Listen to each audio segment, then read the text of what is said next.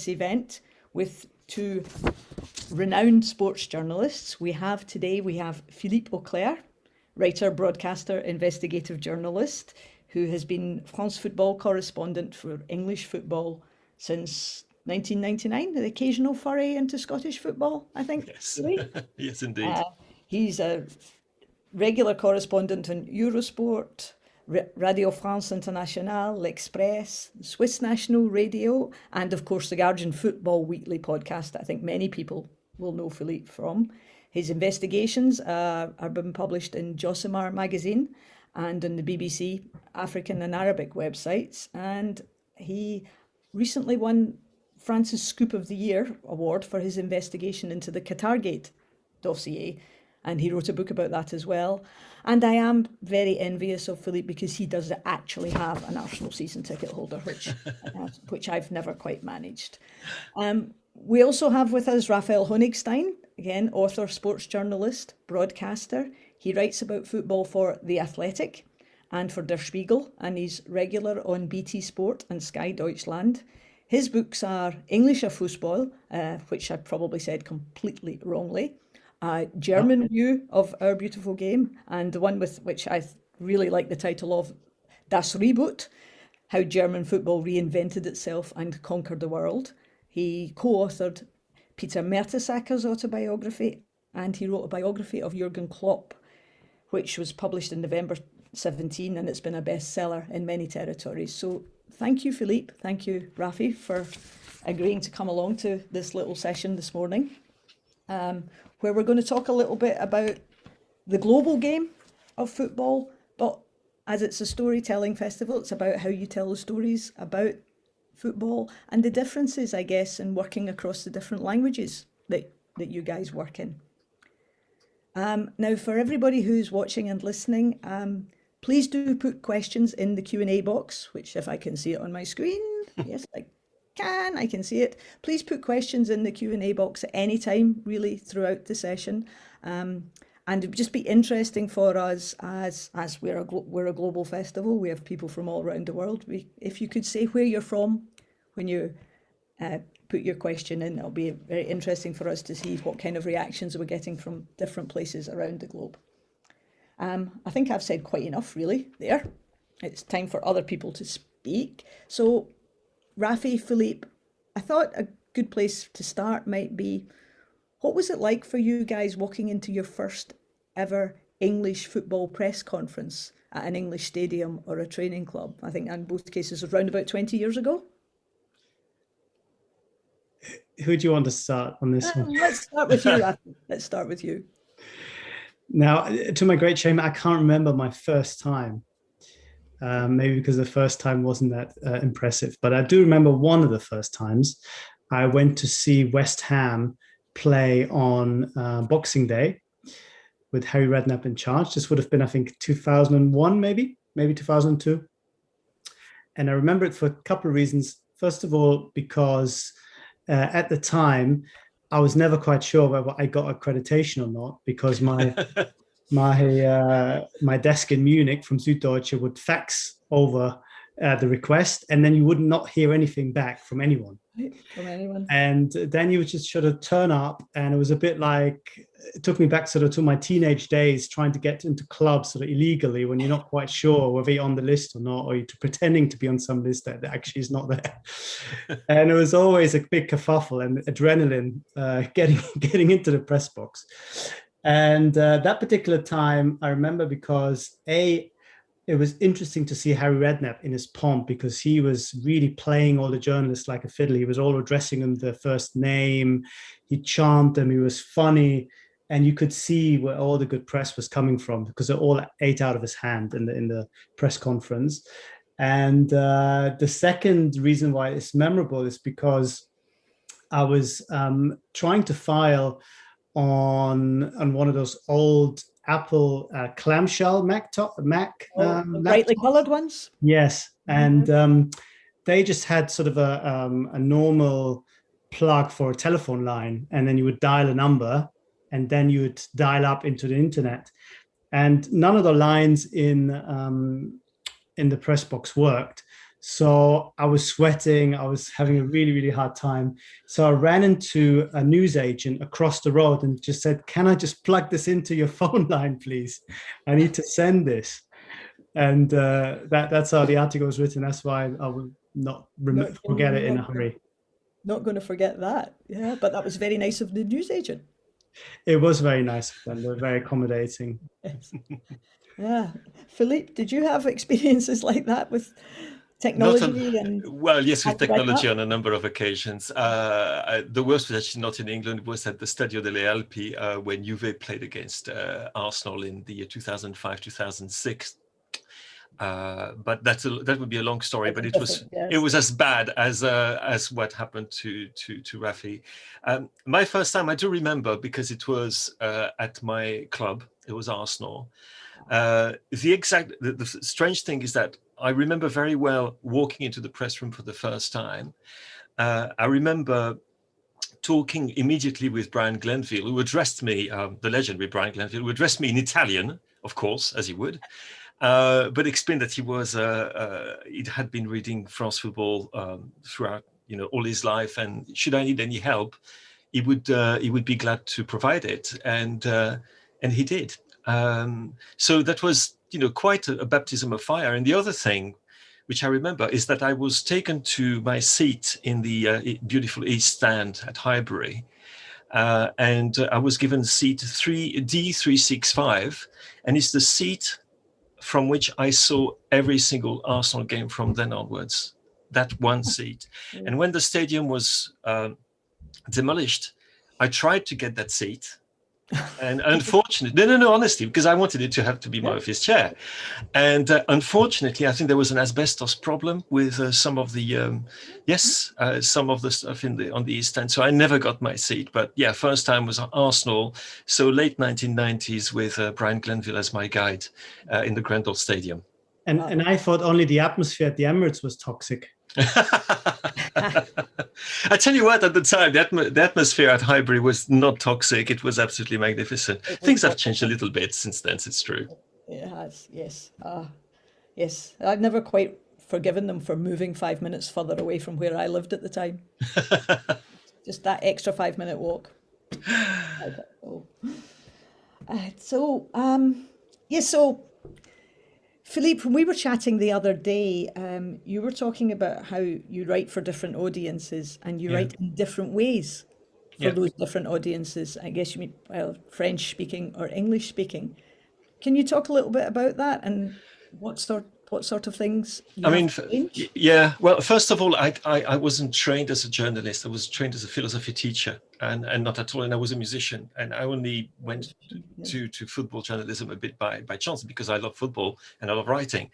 But I soon discovered that, really being confronted with the job at hand, that there are many ways in which you can write about football, and obviously different kind of exercises, which I suppose you are taught in journalism schools and so forth. But of course, you won't write a match report for a red topper tabloid as you would write a match report for The Guardian, and you would also not present an interview the same way. For example, and actually talking about, I'm just expanding it a little bit. For example, when we in France publish an interview, we do it in a Q&A format, strict Q&A format. And I had to learn how to do it in the English style, which is where quotes are taken out of the Q&A verbatim, but put in a narrative, which very often, for a French audience, is a little bit surprising, because what we want is to hear the voice of the other person talking, the footballer or the manager. Whereas in England, certainly, there is, I would say, you're much more of an actor in the piece. As a journalist, you give an opinion, you analyze. And in France, I don't know actually, how is it? I'm passing the buck to Rafi. Yes. How is it in Germany? Do you do Q&A as well, or do you do quote pieces? I think there's both, but there's a big tradition of doing Q&As. And I remember when I started writing in English, I often suggested Q&As and was often met with sort of astonishment, as this is not something we do here. But belatedly, I think it's beginning to change a little bit. of course, with Q&As, you rely heavily on the eloquence of the person you interview. And I can understand why, how do I put it charitably? Maybe not so many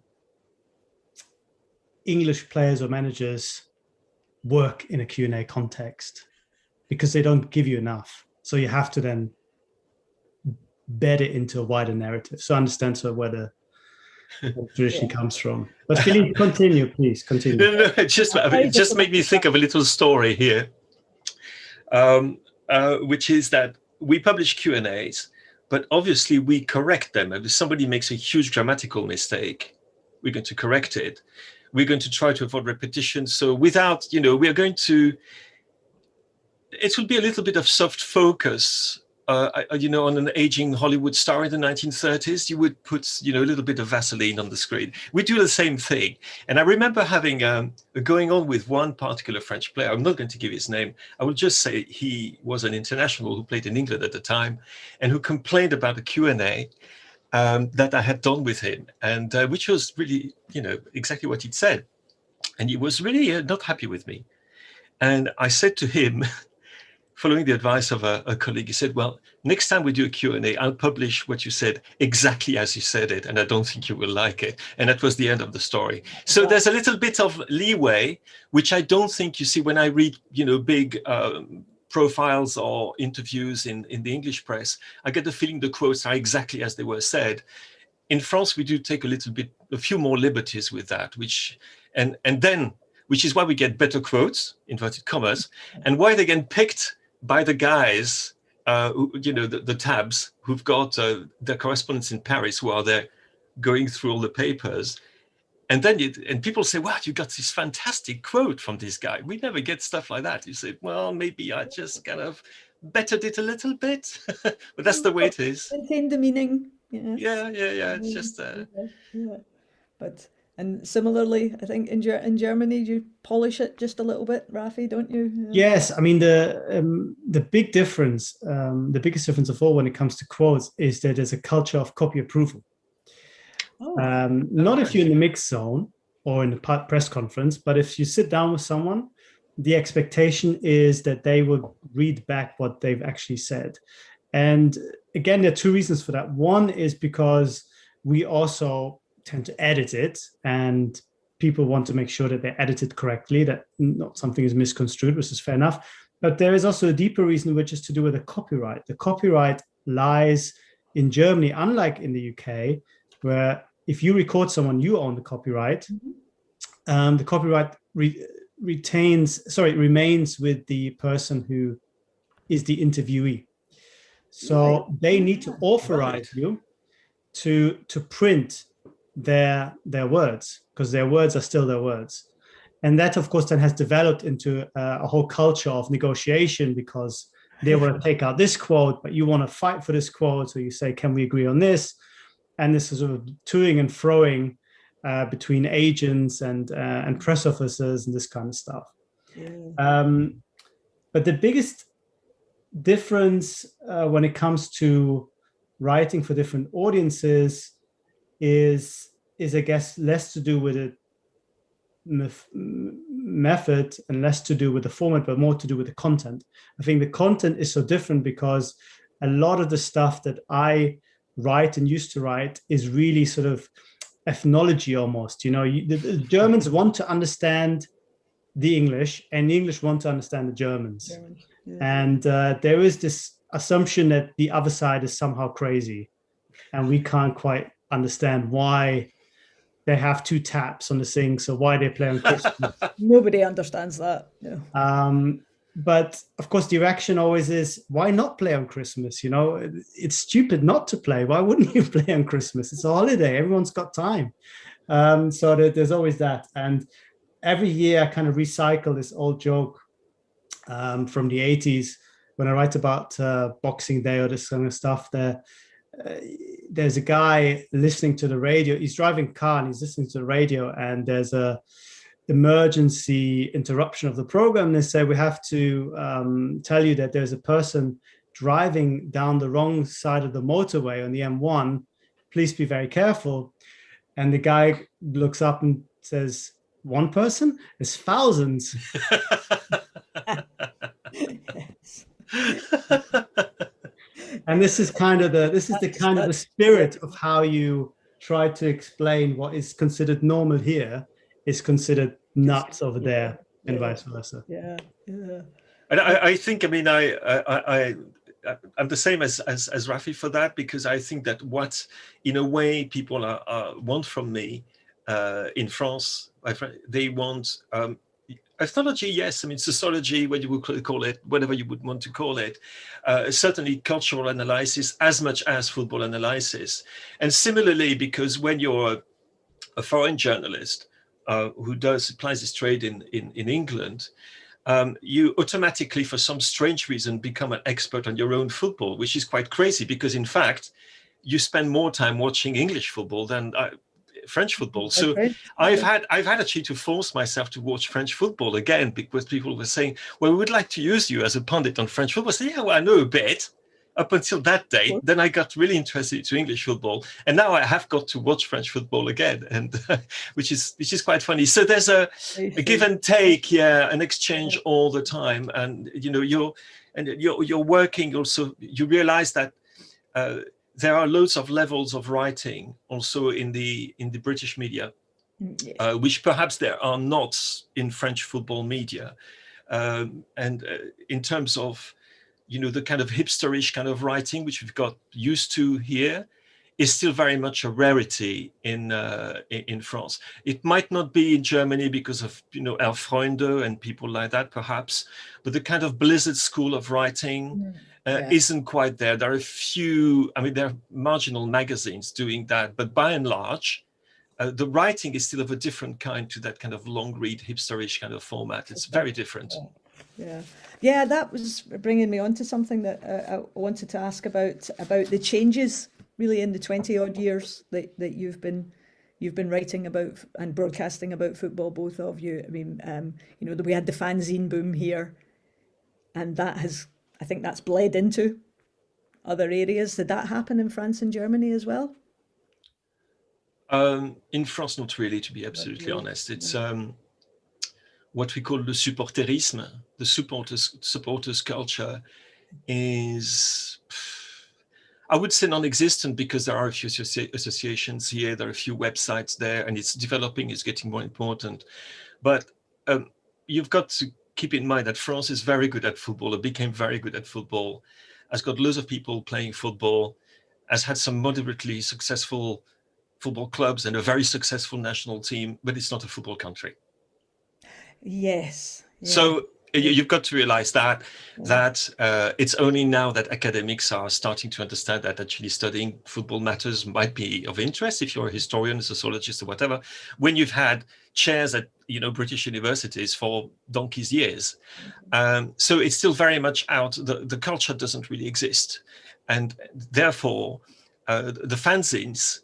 There have been a few, but they're almost like samizats, which are distributed at the entrance of the grounds, like at some clubs like Lens or Nantes or Saint-Etienne, with a really strong ultra, presence.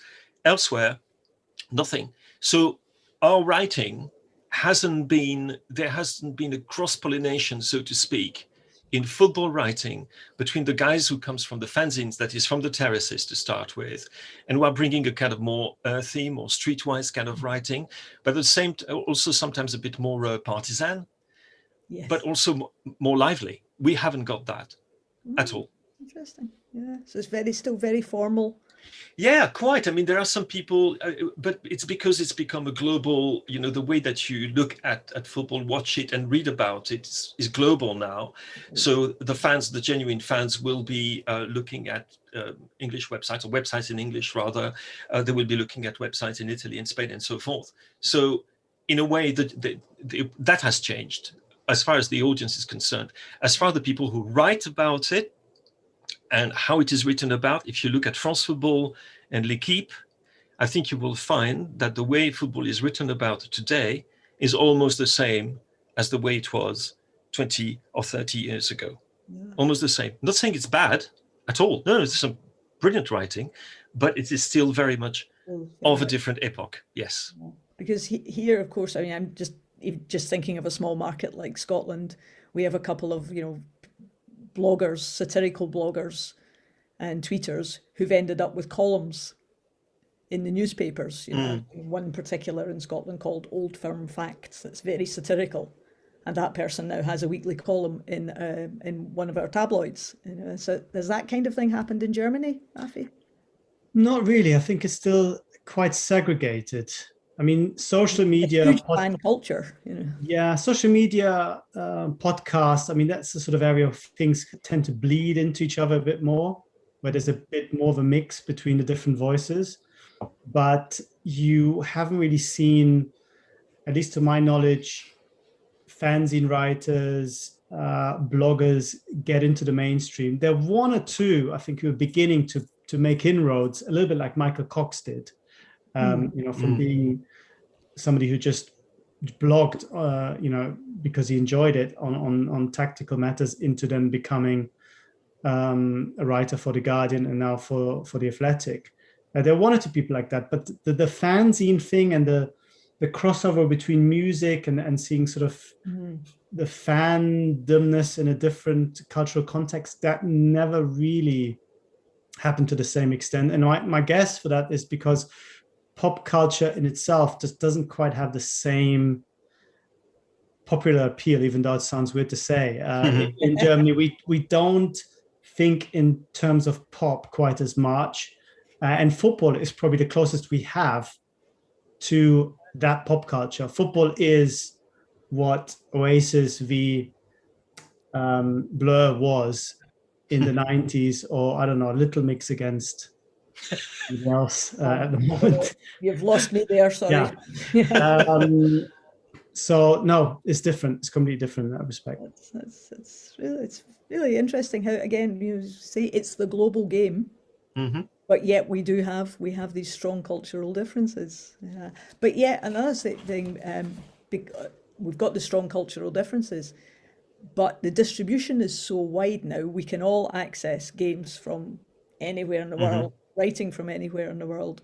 So the references that you can make when you talk about football or when you write about football, perhaps you can make references to events, to traditions, to styles of play that you couldn't 20 years ago because we wouldn't have known about them. Yes, up to a point. Things you can take as given. It's sometimes quite surprising. I suppose what I say is because I cover foreign football. Except I cover English football in England, but normally for France Football and for others, RTS or Europa. I find out that there isn't much of, or the culture that there is a very recent culture. The things that you can rely upon is that people will be very aware of, I would say, the big 12 European clubs. Yeah. Since the Champions League has become more or less a closed shop, and the kind of soap opera which has been developing over the past 10 years or so people will be aware of that. So when you talk about a club like Bayern or Real Madrid or Atletico, even, you can take the references out. That's fine. People will know what you're talking about. As soon as in France, I'm talking. Yeah. As you go slightly off course, you've got to be very careful because your audience will be divided in two. There will be people who know very little, if not nothing, and people who know a little bit too much. So you've got to play, honestly, you've got to play to those two audiences at the same time. But obviously the arsenal of references that I would be using writing in French or speaking in French as a broadcaster won't be the same at all as the one I would be using in England, or actually when I write in English for 8x8 in America, I use a completely different set of references. And it's happened sometimes that I've done, well, actually, I can take this example. I've done recently an interview with Arsene Wenger, which was published in 3 different countries, but I took care of, I adapted the text for each country because some of the references were completely incomprehensible. Like I did a Japanese version in which I had to use a completely different set of references to the French version, which was different to the Czech version, actually. So you do have we talk about a global game, but the actual perception of the game, the way we talk about it, I still think has got a number of almost national characteristics, if not even sometimes regional characteristics. Yes, I'm sure in larger countries that's very much the case. I mean, is Bavaria different from other regions? Orlando in Germany is Very different. I mean, Germany is a very young country. People forget, that's and yeah. those little regional differences to us Germans loom quite large. Maybe from the outside, not so much. I think a lot of people think that Bavaria is Germany, that everyone has lederhosen and everyone is drinking beer and eats pretzels next to the Alps. But it's not a version. But they do, don't they? Yeah, it's not a version of Germany, I think, that people in Hamburg or in Cologne would necessarily recognize. So, but the question about the context and the references is an interesting one. I would get very frustrated when my editor in Munich would include or add lots of references explaining what I was writing because I thought it would hurt the narrative. Yeah. You know, it's almost sort of this, hold on a minute, London is the capital of the UK. I mean, I'm exaggerating slightly, but it was that, you know, sort of public service announcement kind of coming into the text all the time. But he was dealing with readers who would read the paper in physical form, who would get upset, I guess, if there was stuff written that they didn't quite comprehend and the nuances would get lost on them. For the last 10 years or so, I've been almost exclusively writing, or last 5, online. Mm-hmm. And there, of course, hyperlinks really make a huge difference, because if you want to reference some big scandal that would take now 3 or 4 lines or maybe a paragraph to explain to the reader who had never heard of it, a link does that beautifully and instantly and more elegantly, of course. So I'm lucky in that respect that now I think we're getting more to the point of a kind of a Netflix or online television relationship where people will pause, watch it again, or Google something they didn't understand. And I think as a reader, you then get the sense, okay, I got it. And I always thought that other people write differently. I always thought it's more rewarding for the reader if he feels he's figured something out himself, rather if you just spoon feed everything. Mm-hmm. But editors sometimes feel differently. Yeah, less is more, you know, Susan. It's a bit like when you see one very irritating thing. Excuse me, I'm probably like diverting here again. When you see an on-screen statistics table and you've got the analyst who is basically reading aloud what's on the screen. Yes, that really annoys me, which is one thing that Richie Bonneau, you know, never did when commentating about cricket. What you would find, you would find things which you couldn't see, which you could see, but you couldn't make quite the relation between two figures or whatever. And I still write for the sort of normal, I was going to say a snail mail press, and yes, you do write completely differently. And you find it becomes almost like a habit. You do it automatically after a while. You get so used to it. So even the length of the sentences is not the same. My grammar is not quite exactly, or my syntax is not quite exactly the same. I will use longer sentences in what I would call the long format of the game, like the equivalent of test cricket for writing, which is writing for a paper or a magazine. And if I write for a piece online, I will try to make my sentences a bit snappier, have a bit more energy perhaps than relaxing into what would be my normal style of writing, which is for a magazine or like France Football. Yes. Yeah, it's fascinating. And you mentioned, I think it was you, Philippe, you mentioned The Blizzard, which was a magazine published in the UK, published in England, of long form writing about football across the globe. Is that? And we have in Scotland, we have a similar publication called Nutmeg, although it focuses more on Scottish football than on global football. But again, it's long form journalism. Has that popped up in other countries? That those sorts of high quality, high production value journals, almost you could call them. And Rafi, is there anything like that in Germany? There isn't. I mean, we have Freunde that Philippe referenced, who Yes. publish their own monothematic compendiums, if that is indeed a word, on certain things. But that kind of long form Blizzardy magazine is quite unique to Anglo-Saxon culture. We also, I think, don't have the New Yorker type, magazine-y pieces that go on for forever. Newspaper. I read one last night. Newspaper supplements will have magazine stories, but they are 4 or 5 pages, not 20.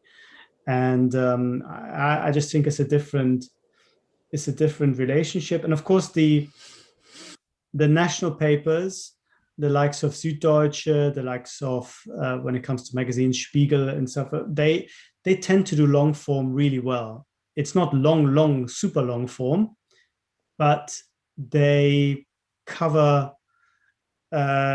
pieces quite extensively, and perhaps there isn't that big a niche left to fill, because they do it actually really well. They do it well, yeah. It's actually very interesting what you say, Rafi, about like magazines like the Spiegel, things like that, because we have the same thing in France.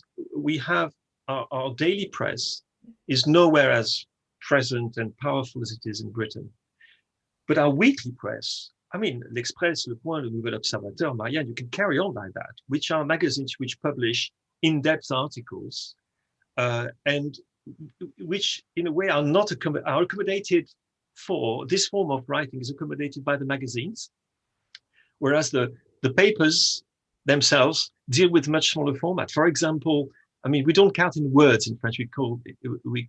We count in characters, which, believe me, is a nightmare. And so it would be the format that would be now accepted by almost everybody in newspapers would be the 2,500 characters for a piece, which I hate, by the way, because it's neither one thing nor the other, neither fish nor foe. Hate it. But it's now accepted. And I think when it comes to the long read, there was, I think, at one point, the Blizzard was thinking of starting a French edition. There was some interest by some French people in starting, because there was no equivalent. And it hasn't quite worked out. And there are some, I was going to say, micro publications, which are just starting now. I mean, Caviar magazine, Caviar, by the way, is the name, is French slang, football slang. When you deliver a pass, which is basically as good as giving a goal, you call that a caviar, which is a lovely expression. A nice one. So you pass the caviar, and it's just good to take a spoon and eat it. But there are no such magazines that, there's 8x8 in America. There's Football Club in the Czech Republic. There's Josimar, of course, in Norway. There's Mundial and Panenka. And in France, no, not really. So this type of writing hasn't happened yet. Yeah. I'm wondering, is it going to happen, or are we already gone to another, because it's a bit like the slow cook, tradition. Honestly, the idea that in an age where people are supposed to have an attention span of about 2 microseconds and only watch highlights of games and never games, that you're going to write a 5,000 words piece on a game that nobody will have seen, or an obscure club at the bottom of the Andes with a photo report. It's a bit going against the grain, isn't it? So it's a question of knowing, I don't know exactly at which stage we are, or we're hesitating or we're going from one thing which is almost 2 excesses in a way, very, very long pieces and incredibly short bursts of words. Yeah, it's really interesting. I like these high production value magazines. I enjoy receiving my copy of the Blizzard and looking through it, and because it's generally better production quality than the regular press, and I think that's a big part of its appeal in the UK, but I guess that gap doesn't necessarily exist in other places. Yeah, because some of the magazines that exist already have slightly higher production values and so on. Yeah. But you mentioned Josimar there, Philippe, which is good for two reasons. One, because I was never quite sure if it was Josimar or Josimar. So now. Well, if it's the magazine, it's Josimar. If it's the player, it's Josimar. Yes, well, yes. So the magazine Josimar, I find this quite fascinating, actually, that, you know, you, for instance, recently, you've been writing about a scandal in Mauritanian football, which is, of course, in a Francophone country. You've been writing about a scandal there in English in a Norwegian online magazine. Yeah. And again, those links that didn't used to exist, you know. Not at all. Not at all. That is correct. I mean, even if Josimar is a bit one of a kind, is that there aren't many almost purely investigative websites or magazines around. But yes, you're absolutely right. Yes, I mean, there's one reason why I love writing for Josimar, is because the libel laws in Norway are the easiest to deal with of any libel laws in the world. So there's a freedom there, not to cast aspersions on people's characters or things like that, but you don't have, that's actually another very big difference. Because I do work for the BBC, and I lose the will to live at times, because everything, which is brilliant, some aspects of it are absolutely brilliant, because you've got to make absolutely sure that every single thing you're going to say is going to be backed by evidence, hard evidence. And sometimes, unfortunately, it's impossible to do that, even if you know that the story to be completely founded in truth. But there is still, which might surprise people, you know, British people who think that the press has got this glorious free-for-all and people are writing all this stuff. No, the libel laws do also have an impact on the way we write, especially for me, investigative journalist. The stuff I get away with in France is already much more than what I get away with in the UK, or I should say in England. And the stuff I get away with in Norway, even though it's written in English, but it is Norwegian law which applies, I could never get away with in France. So, which is, and actually, I don't know where Germany is on libel laws, but honestly, some of the stuff that I've written, I could never have written this in England, ever. It's more lenient than UK, but you have to be pretty careful as well. Right. Is perhaps the best answer.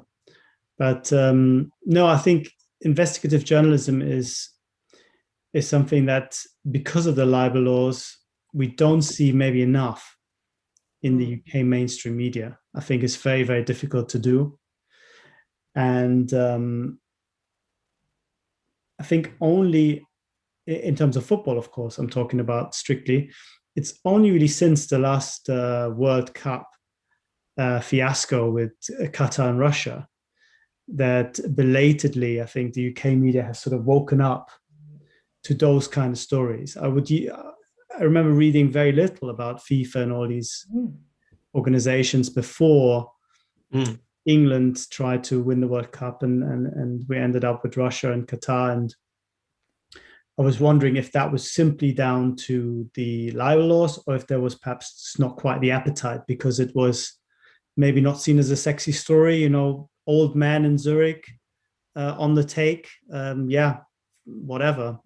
But if it concerns England or the US, then maybe there's more interest there.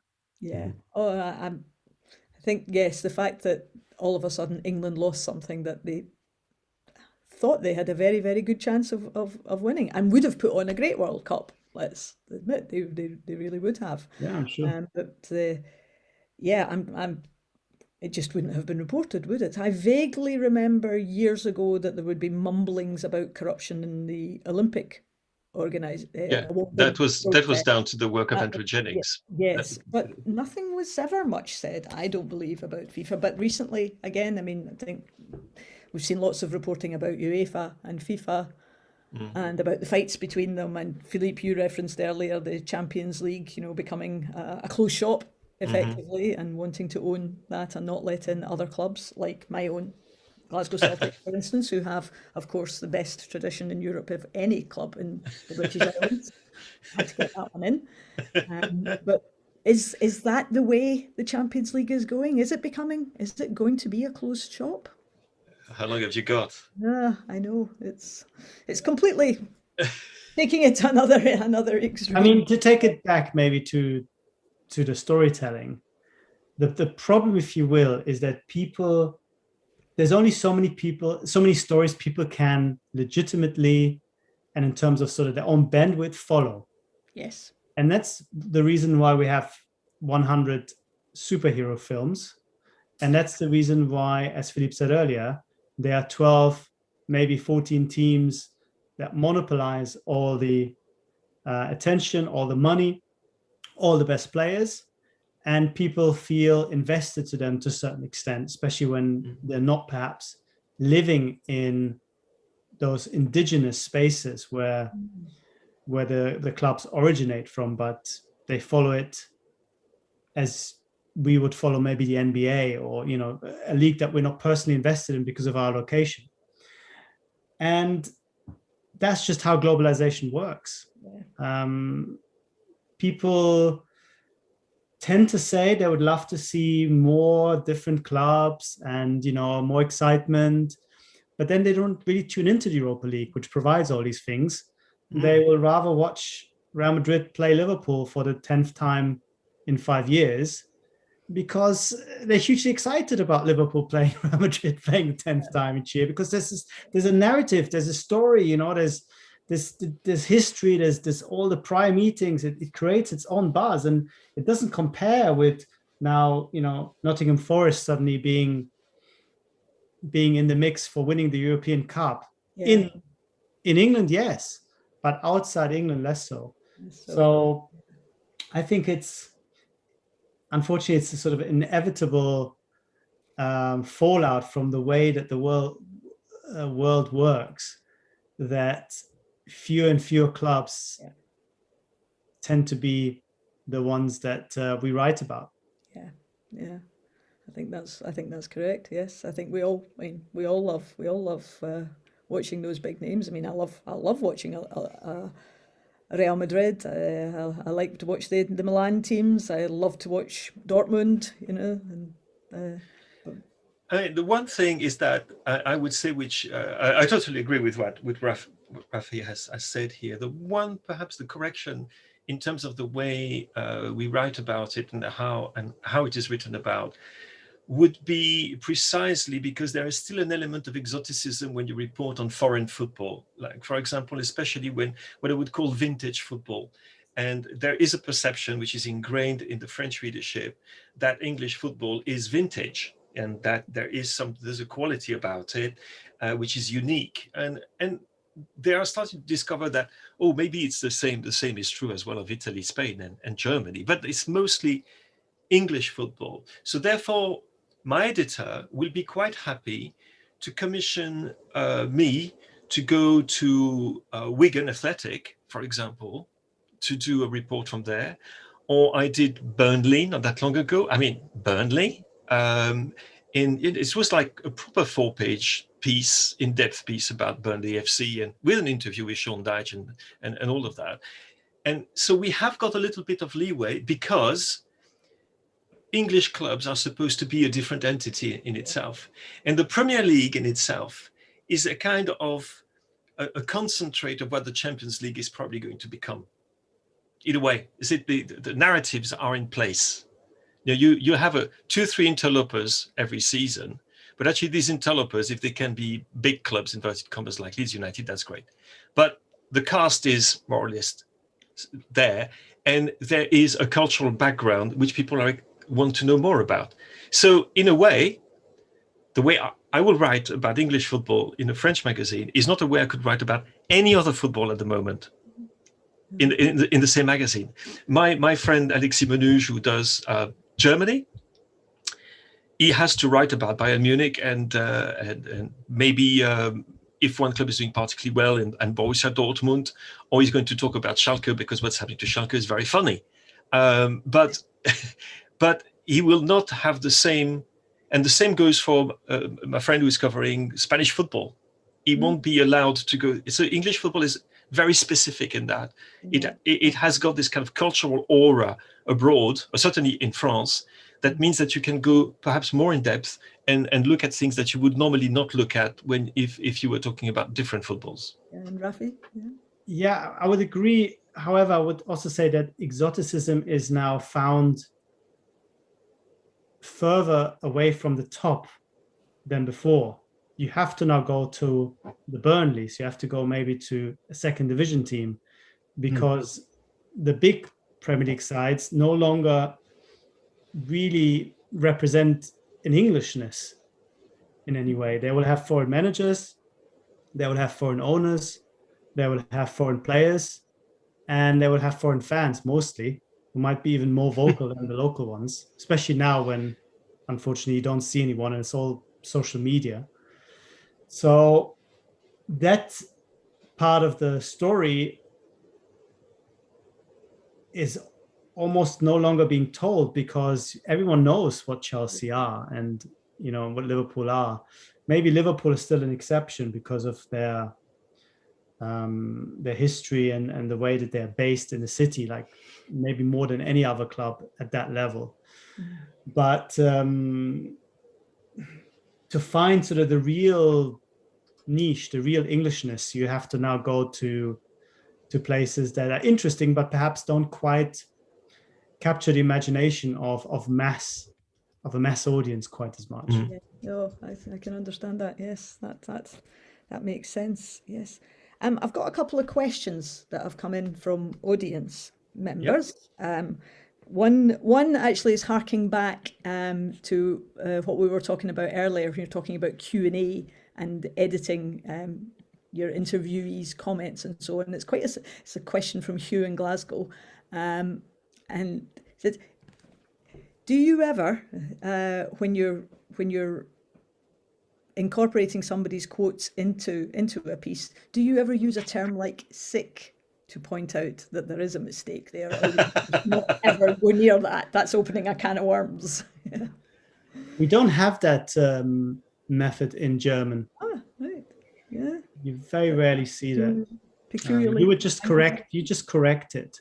Because translation is always, as Philippe said earlier, even more than editing. Translation is, of course, a license to maybe not put words into people's mouth, but maybe to actually flesh out the meaning more than they were able to do so in the first place. If you can discern their meaning, you can. If you can. And it's happened to me a couple of times where I would, with copy approval, do an interview in German and then translate into English, and maybe sharpen things or move them to a slightly different level of the conversation. And more often than not, people are very happy because they feel, oh, I didn't realize I said that, but actually that's very good. That's a great way of building a good relationship then. Yeah. You can help them a bit sometimes. Help them. One more sentence on this. I mean, an editor I work with once told me a really smart thing, specifically for Q&As.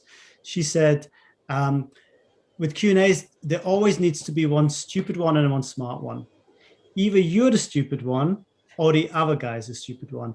In other words, the dynamic between who's asking the questions and who's giving the answers ideally is one where you have two roles.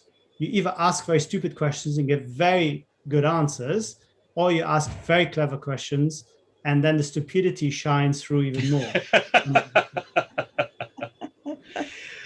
I've used the sick thing a few times when they were telling expressions or telling mistakes, because we don't have copy approval in France. And there are two rules when we actually get interviews. First of all, we never pay for an interview ever, and second thing, copy approval is totally out of the question. The only thing we'll agree with is a general we'll tell them what basically the themes are going to be, more or less. This is going to be about this, about that.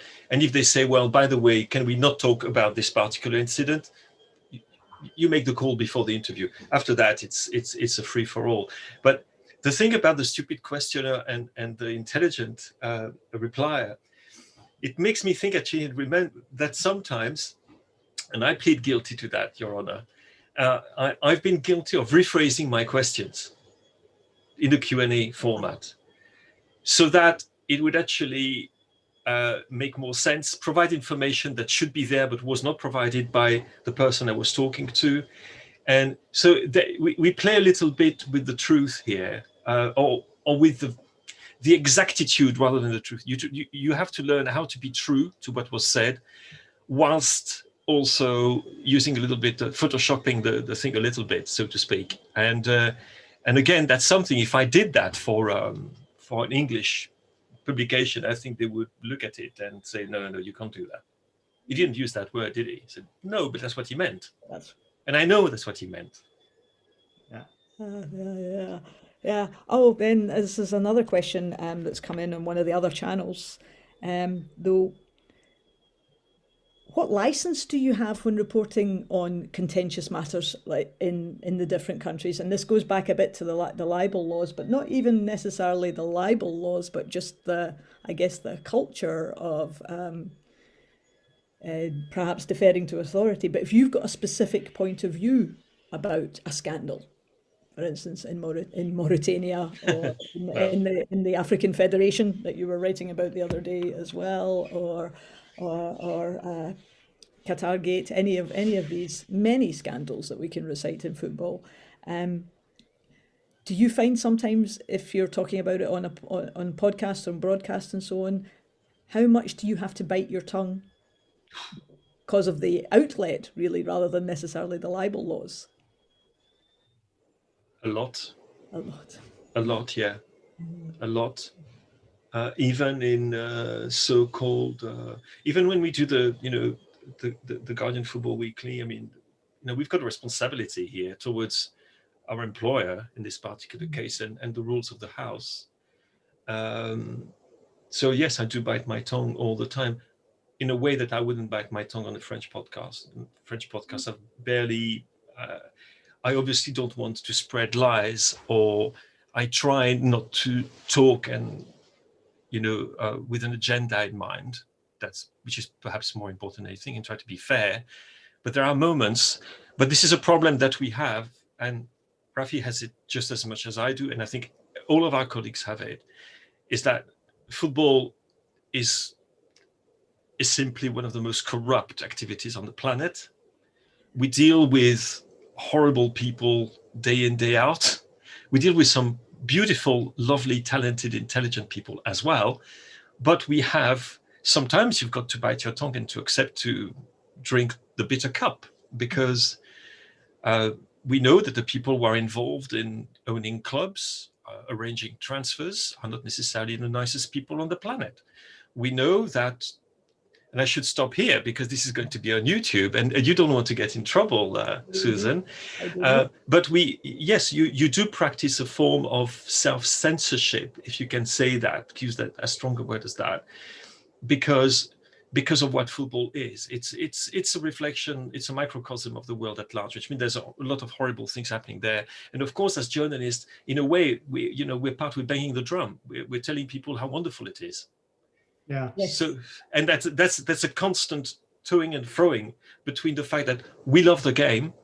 I really had a hoot watching Spurs Dinamo Zagreb the other night. Exactly. I thought that was fantastic. I was completely caught in it. It was like the emotions were the emotions of a true European game. It was fantastic. And the goals were wonderful. But then it's the same thing that there are, for example, you talk about what happened to Rangers. Yes.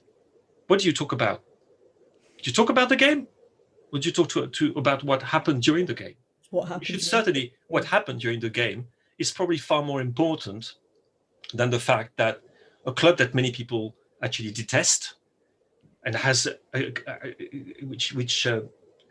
club around which there's a lot of controversy and which provokes very strong reactions, especially where you are. Yes, indeed. But where do you put the focus? And I think the more it's going to go, the more we're going to have to make those choices as writers and broadcasters to decide, well, what do we want to shine the light on? you don't want to be ultra negative, because what's the point in the end? And also you would be untrue to yourself. But on the other hand, there are moments when, well, you see that team playing beautiful football, you know it's bankrolled by an absolute gangster. So there's a moment when you think, oh, and then you bite your tongue. Yeah. It's a subject I could go on for ages, because I think it's an internal dialogue, debate that we have to have every single day of our professional lives. Yeah. I mean, I can only echo what Philippe said. There are differences in the countries. I've always felt it's very by the book here. You know, you want to make a point, and usually you would say, okay, but we have to give the other side a chance to respond. And maybe the lawyer has to look at it as well. By the time you make a point, you kind of lose the will to really make it, because of all the procedural requirement and hoops you have to run through or jump through. But there's this other thing that Philippe just mentioned, which I think is just as important. There's a sense that when the game starts, the magic of the game takes over, and it's almost as if you don't want to see some of the things, because you, even as a journalist, watch and try to enjoy football. And there's only, to give you a concrete example, there's only so many times I think you can write Cristiano Ronaldo, who was accused of rape in Las Vegas. You write that once, you write it twice, you write it 10 times, and the 15th time you think, should I really still write it all? Nothing has changed. Nothing has changed. But there's this interior kind of dialogue, and you're not quite sure, you know, is this necessary? You know, can I appreciate him playing, or do I have to mention this all the time? It's the bane and the beauty of football, that it pervades now into all sorts of areas, and it's no longer just football, which is good for us, because otherwise so many people wouldn't be interested. But it also is bad because it's no longer, if it ever was, probably was never, but it's certainly no longer an entity in itself that's more or less isolated from the rest of the world. It is now very much the best and the worst of everything else as well.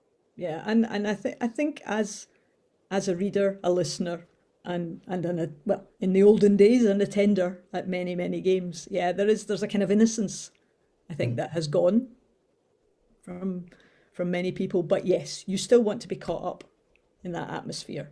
You still want to hear the Champions League music as your team comes out, and you forget everything else at that point, as far as I'm concerned. And I think many of us try and lighten it a little bit, I think, as we're getting towards the end. And I have another question that probably gets asked to everybody who broadcasts about any topic really across the planet. How do you learn how to pronounce everybody's names? I mean, well, you're great linguists, but even so. Well, it's a tough one, because even if you know how it's pronounced, sometimes you wouldn't use that pronunciation. If I'm starting to use Dutch or Norwegian pronunciations of Dutch names, family names, and Norwegian family names, nobody's going to be able to understand me. I think it's more a question of trying to be as correct as you possibly can, while respecting the fact that in a particular language, there are some sounds which are just completely don't exist, are not there. So if you want to pronounce Bergkamp, that's fine. It's not the way the Dutch would say it. If you want to say Ljungberg, it's got nothing to do with the way a Swede would pronounce Ljungberg. And you can carry on like that. So otherwise, this being said, I've done quite a lot of match commentary. And in fact, I did match commentary before I started writing about football. My first football competition was the 1991 Copa America, if you can believe it. So, and also it can sometimes land you in the soup, because, for example, people will use, and I'm taking an example, a Spanish pronunciation, what they think is a Spanish pronunciation for a Mexican player, okay? And they will go th, except that in Mexico, they don't use th, they use s. And, you can go a bit too far.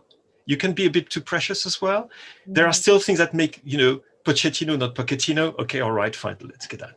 And I have to say, when I don't know a particular player, I do check it. I try to check it by going to a website in this country of origin and to listen to how people are saying it, and then to approximate it in something which is understandable. Yeah, no, that's yeah. I like to think the point about, again, being aware of your audience. Yeah. So making sure that you pronounce it in a way that you're there to communicate. If they've always said this name a particular way, you're not going to change it for one game. People will say, well, what is he talking about? Who does he think he is? Yeah. I think it's best not to be too fundamentalist about this, because I have seen players themselves changing their pronunciation, having just become fed up with people who's doing it wrong and just saying, you know what, fine, you want to pronounce my name wrong, I don't care anymore, it's okay. This happened, for example, to a player called Auclair, who's Canadian, French Canadian, 2 C's. People in Germany just insisted on calling him Ocean until he just said, you know what, fine, you call me Ocean, I don't care anymore. That's excellent. And there's also a good one about Sead Kolasinac.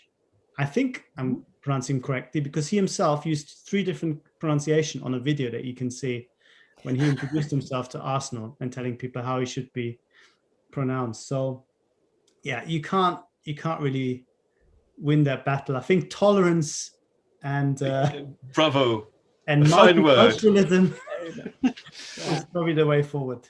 Yeah. I remember the first time I spoke to Peter Cech in the mix zone. That was my first question. Say, Peter, should I say Cech like my colleague here, which I don't think, or should I say Cech? Say, I don't care. All right, fine. I just said Peter, I think this will perhaps be the last question. This is from Callum in Milan. Do you find that the foreign players in the English Premier League, for instance, do articulate better and are easier to have good Q&As with, because they are bilingual, many of them, and they've got used to speaking across different languages, whereas British players, British people, were notoriously bad at learning other languages, and in a sense that holds us back because we don't actually often have a great knowledge of our own language either. So do you find it's easier to get good quotes sometimes from a foreigner? I think the answer is yes, but maybe not for the reasons that were mentioned. I think the main reason why I think it's easier to have the conversation with somebody like Ilko Gundogan in German is because there is this strange intrinsic element of trust when you speak to someone in their own language. They feel that they can figure out who you are, where you're coming from, and the fact that you are 2 Germans abroad kind of creates almost a sense of, okay, we're in the same boat at some level. We are working together in this foreign country. This doesn't go for everyone, but it is something that I've experienced more often than not. And I think it helps having that kind of personal relationship, then helps with the quotes and the copy that you're getting. So I think it's not necessarily to do with the background of the players or the education or their linguistic skills. I think it's more with this unique situation of finding yourself abroad and someone who's quite happy to at least occasionally hear a German voice and someone that they can perhaps relate to in a different way. I totally agree with Raph, and there's another thing which is shows why it's happened. I mean, it's a proof, an exemplar of this different type of relationship is the fact that many of my English colleagues are very jealous of the fact that I do have the phone numbers of many French players who play in the Premier League. And it doesn't seem to be a big problem when I speak to them and I do an interview to say, can I have your mobile number at the end of the interview? And they will give it to me, which is very rare, a very rare thing to happen when you do that with an English player, who are far more, I think, wary, because also the way, I should say that they have some reasons to behave like that, because, for example, in France, we publish nothing which has got to do with the players' private lives. Nothing. You will never see the headlines that you see on the back pages. And So therefore, the players are a little bit, more at ease to speak. I would add, on the other hand, the fact that when you have made the choice, because it is a choice you've made, to ply your professional trade in a country which is not your country of birth, it shows a kind of willingness to experiment and perhaps an understand, a kind of adventurousness, which many of these players have had. They travel far more, because I'm speaking for French players here. We are an exporting country when it comes to players. So it's true that perhaps a little bit more aware what's happening in the world at large, because very often you realize, oh, this guy has done this. He's come to England, but he actually also went to Spain for a while, or, and they are maybe a little bit more, they're more world citizens perhaps than players who will have been born in Bootle and will end up at Tranmere Rovers or Everton. It might play a role, but otherwise, I think what Raph said about the fact that you're in a way part of the same team does count for a lot, honestly. And I think that's a good place for us to pause this event now. That's been fascinating. Thank you both very much for agreeing to come along and talk to us. I didn't know that we were going to go from the kindness of newsagents in East London to how you pronounce Mexican Spanish, and so I've definitely learned a few things there. Just before we do stop the event, though, I'd like to mention a couple of other things that are coming up on the festival today.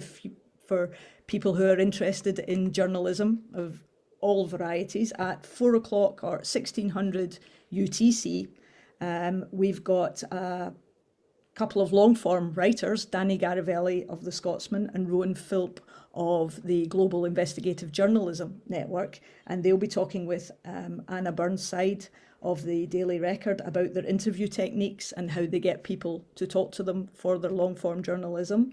Then later on, again, at 6:30 or 18:30 UTC, we've got yet more international correspondents. We have Rob Cameron, who's the BBC's guy in Czech Republic and in Slovakia. We have Anna Bosch from Spanish TV, Frederica Geerdink, who is a young